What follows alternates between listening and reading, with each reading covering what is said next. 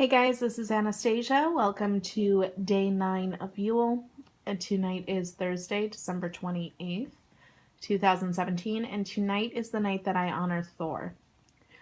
Thor is a god that I don't really work with in my everyday practice, but I have worked with him on special projects, for lack of a better phrase. I've made candles in his honor, I've made incense in his honor, and when I've worked with him and his energy, it has always been that very warrior-like energy. He is definitely a god of battle. He has always been a very masculine energy, but he's also been a very, to kind of go along with that warrior aspect, very protective. He is the guardian of Midgard, and some do view him as a protector of children, and that is definitely something I have learned from him and felt from him. So whenever in Yule I kind of take up a god or goddess that is not a god or goddess that I work with in my everyday practice, I tend to focus on a specific aspect of them that I would like to lend or put into this upcoming year.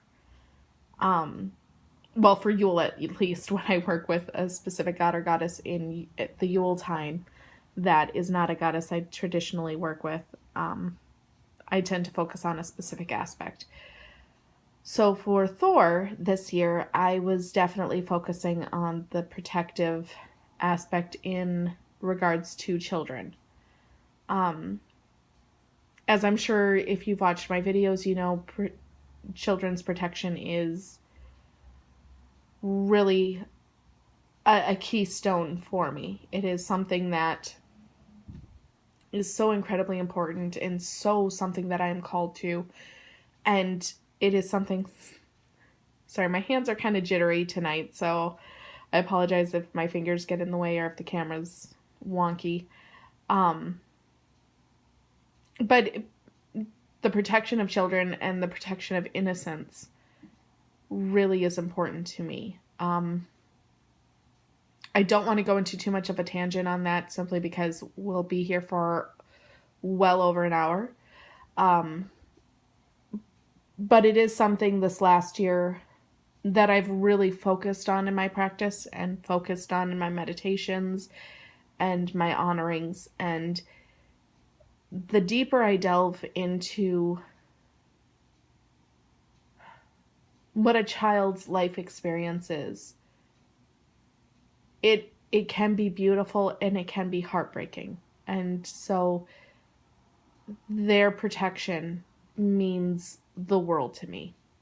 And kind of like I said, I think the reason is it is just, not that I'm comparing the two, but to mistreat a child is like mistreating an animal. My daughter, she and I can scream at each other, we can yell at each other, we can slam doors, and we have. But we still look at each other at the end of the day and go, I love you. And as much as my daughter may get frustrated with me, may say she hates me, because heaven knows that's been a thing, at the end of the day, she loves me unconditionally, just as I love her unconditionally. And I have friends that don't have that relationship with their children. Or they don't have that relationship with their parents, I should say. There are a lot of times I would look at my own family and be like, I don't have that relationship with my parents. But at the end of the day, I would fight lions for them. And I would. And no matter how strained it is, they are my parents and I love them endlessly. And it's that connection, that love that I can't understand people abusing or hurting. That devotion. And for the people that don't have that connection to their parents or to anyone in their family, there's solid reasons for that, and that for me is heartbreaking. A child is someone that should be protected, should be guarded, should be guided, should be cared for, and have the utmost comfort in their life. Not to say make it easy on them, make everything, easy peasy. That's not real life. And I certainly, that's not something I'm connecting to. But should a child go to bed at night knowing that they are loved and knowing that they are cared for? Abso-frickin-lutely. And unfortunately in our world, that is not what it is. So, because that is such a big thing for me, because that is something that I feel so strongly about and am passionate about, that is what I am asking Thor to aid me with. Side note, hell is also seen as by many, including myself, a protector of children, and also of women who die in childbirth, but that's kind of the kicker. It's after they've passed on. I at least see her as being their protector. So, if you follow me on Facebook, around Samhain I mentioned that every time this last year I've seen a child die and it be announced in the news, or if it's someone that I know, I will write the name, how the child died, and the age, and kind of give that to Hel and ask her to take that child in and protect it now that it's gone to her realm, and make sure that it is loved and cared for and given everything that it could not get in this realm. But the protection that I'm speaking about tonight is in this life experience. It's in this mundane. It's in this physical realm, right here, right now. And for that, I do see Thor as being that protective force. So on this night, what I did and what I'm going to share is I made a candle. This is the candle that I made. It is a candle for protection of not only children, but also of childhood. Sometimes kids are asked to grow up too damn fast. And it's something that I keep telling my daughter endlessly. Enjoy being a child, sweetie. You need to slow it up. I know it's exciting to grow up. It's exciting to be a big girl. But seriously, just take your time and enjoy this time of your life. You get candy and naps. That in and of itself is enough reason to slow it up and just take your time with it. But as I'm sure many of you agree, there's so much more to childhood that you miss when you become an adult. So yeah, for me, colors that really connect to childhood are, a couple of them are pretty stereotypical, baby blue and light pink, I know. But I also really connect kind of that lime green color, or that soft green, and lavender. So I chose lavender for this because I see lavender also as being a very protective color when working with spiritual forces. When I'm working with grounding, physical, as well as spiritual protection, yes, I go to black. That's why my protection candle, which is looking a little melty here, is in fact black. It's very important. If I'm looking for cleansing and protection, then I kind of go with the white, as my Yule candle is. But for this, because it is protection and honoring of children, I went with the lavender. Because lavender, purple in and of itself connects me to spiritual connection. It is that guidance from divinity. It is all that is in this realm, but also beyond. What is within and without. That is what I'm looking to. Inside this lower level, the body of the candle, I have lavender, daisy, baby's breath, rose, and lilac. Those are all, yes, they are all flowers, but they're all flowers. I guess lavender you could see as an herb, I guess. They're all flowers from my childhood. Both of my grandparents who really I grew up with and really had a real high stake in raising me, both of them were gardeners. And so the only thing that's not included in this that I would add in a heartbeat would be Lily of the Valley, because that connects me to my grandpa Ray so quickly. But all the other flowers were flowers that were in both of their gardens. Running through and picking flowers with both sets of grandparents were a big thing. Even to this day, my dad is kind of taking over my Grandma Marie's garden, but my Grandma Carol still keeps up her garden. It's very much a connection for me, and not only my childhood, but also that child within. So that is what I added to the candle, as well as those,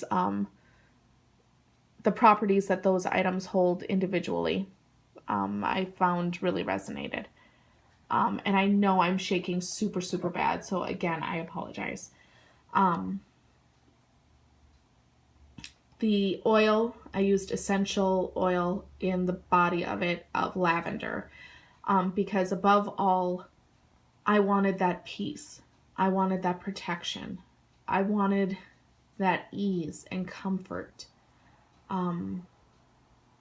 That's really, I want that love and that lavender for me kind of is also kind of an offering to the good folk or the honored folk, the fae. And to me, there is that connection between, the fae realm and childhood.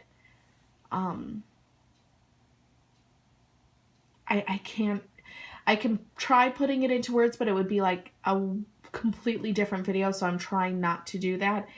It just is another connection for me, to chop it up to just basic things. So that is why the body of the candle is what it is and is made up what it's made up of. The top layer here, which kind of drooped because the wax was a bit too hot when I poured it in,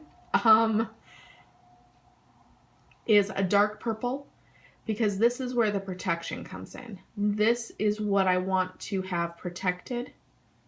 That childhood experience, the innocence, the love, the peace, the comfort. This is what's doing the protecting.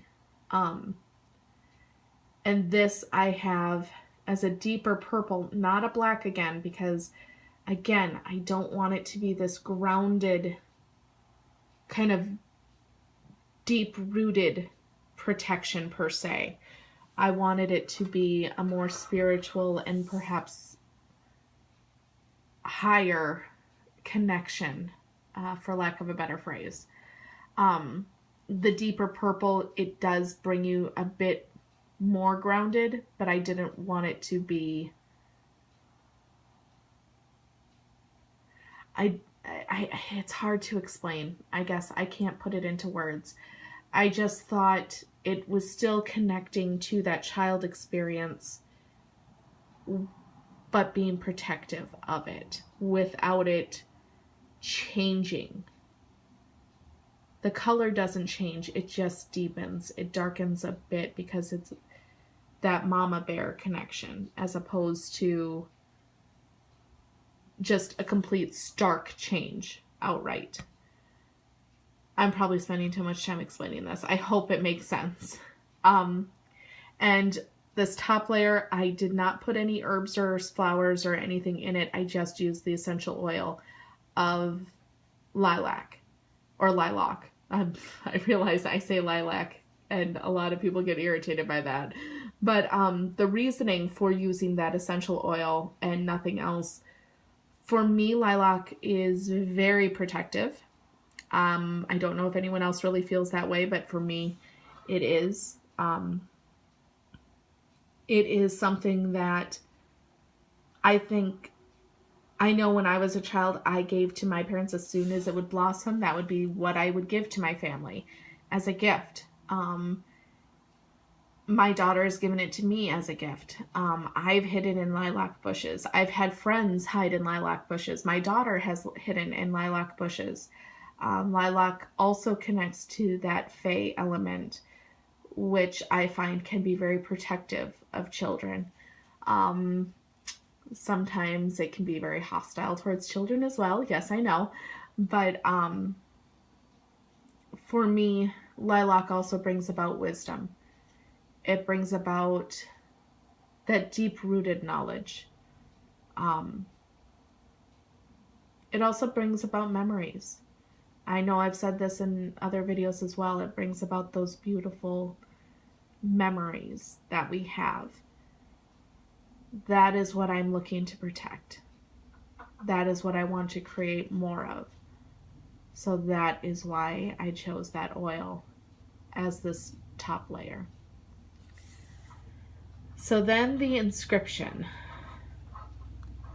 I started with the God, because whenever I do my workings, I say with the Lord, the Lady, the Lord is always said first. No particular reason. It just came off the tongue that way, and it worked. And also Cernunnos was the first divine energy to, I guess, lay claim to me, for lack of a better phrase. So it is an honor to him as well, since he was the first one to step up to me, in a way. The upside down pentagram. This is an icon that many people, even fellow witches, can be a little nervous about. For me, it is simply the symbol of the horned god. And my patron is a horned god. So that is why I used it. It doesn't have any malicious intent. It doesn't have any evil. Magic is magic. The intent that you put into it. It's the caster. It's the practitioner. It's the person that is manipulating or creating that energy, and how it is to be used. Not creating that energy per se, but manipulating the energy. That decides whether it is quote unquote good or bad. So this symbol being an evil or bad symbol is not something I connect to in my practice. If you do, I do not mean to offend, but then don't do it. This is just simply how I do it. So again, to symbolize the god, I have his symbol. And in the witch's alphabet, or the Theban alphabet, I have my little spell, calling forth to protect and hold all children. What I mean by hold is simply comfort them, connect to them. One of the worst feelings, I think, ever, whether you are child, teenager, adult, whatever, is loneliness. It is feeling so completely and utterly alone. And the fact that children feel that way is completely heartbreaking to me. So when I was choosing my wording, I wanted it to be very simple. I want children, when I burn this candle, it is so that children are protected and have that hope and knowledge that they are not alone. They feel held. They feel important. They feel connected.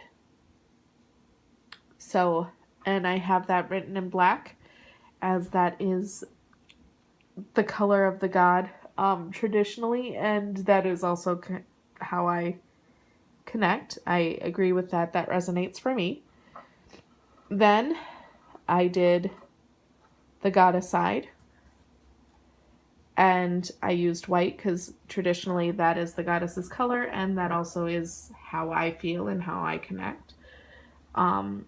It is the color, for me, black connects to masculinity, white connects to femininity. And that doesn't need to have a gender. It just is what it is. And then I have the upright pentagram to honor the goddess and symbolize her. And then I have the same spell, except instead of calling on the god, I have the goddess.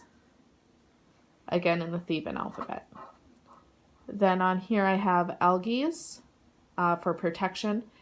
And the heart as a symbol is not really one that I connect with usually. It is one that I kind of look at and go, oh God. It's that whole, for those of you that watched the American Office, there's an episode where Pam says, no woman buys herself heart-shaped jewelry. And for me, that's very true. I don't like heart shape. It doesn't connect to me. But when I think, again, I admit I pulled a bit from my daughter, but it's my candle that I created. It's my spell, so it should connect to me. When I think of children, I do think of hearts. Lily loves hearts. She draws hearts endlessly. And even though I might not particularly care for hearts, it is the universal symbol of love. It truly is. If you heart, even I say it all the time, oh, I heart you. It's just, it is what it is. So I have algaes here in the goddess color going through the god heart. So protecting that heart. And then on the opposite side, I have the god color algaes going through the goddess heart. So again, it's balanced. And then on the bottom, you can kind of see, I don't want to flip it upside down because I've got it burning and hot wax. But you can see I have a pentagram. On the bottom, the star is in black, but then it is circled with the white. So again, everything about the candle, I just really wanted to have both the god and the goddess connected to it. Ask Thor's blessing upon it, since it is his night, and it is his aspect that I am looking to connect to with this candle. And yeah, so tonight I consecrated it. I asked Thor's blessing upon it. I set up this little altar. I've got my Yule log in the back. You can kind of see that up above. That's my hearth and home candle. I have my Thor card from my Viking Oracle deck, my protection candle, my Yule candle. This candle is actually one that I just bought because it smelled like fresh pine. If there is one scent around Yuletide that just instantly connects me to my childhood, it is that. My mom loves the fresh scent of pine trees. I learned quickly that I loved it as well. My grandparents loved it. It's just instantly brings me home to that nostalgic feeling. And that, again, is what not only the season is about, but it is definitely what the energy I wanted tonight to be about. I wanted tonight to be about all that is good and right with childhood and what it should be. In no means am I saying that is what it is for everyone. In fact, I know for quite a few people it is not about that, and that is what I am fighting against with my workings tonight. Because certainly, yes, this candle is part of it, but it is not all that I am doing tonight. So I have those candles. I have the Yule log. I have my Himalayan rock salt for protection, for cleansing, for a little bit of that softer connection to Mother Earth. So I do have my goddess, and then with Thor, I have the god. And then my incense that was burning and has burned out. So yes, that is what I am going to share for my day 9 of Yule. Again, thank you for putting up with the shaky camera. I truly appreciate it. Thank you for watching. I hope that everyone is having a great Yuletide. I know I'm behind uploading all of these videos, but regardless of when I get them up, I'm sending out that energy right now that I hope everyone's Yuletide is going well, and that we are open to welcome this new year of 2018, which is numerology of 11, which is like a huge awakening number. It's just, check it out. When it comes to if you connect to numerology in any way, shape, or form, it definitely is, it should be an eye-opener, I think. And I really hope we can bring all good energy into this year to help kind of heal some of the wounds from the last and years before as well. And with that, I have my glass of wine because I ran out of mead. I hail Thor on his night of honoring, as well as my Lord Cernunnos, my Lady Hel, and my Lady Aphrodite, the lords and ladies of all, spirits, ancestors, the elements of earth, air, fire, and water bound eternally in spirit, and of course, the honored and good folk. Blessed be and happy Yule. Night, guys.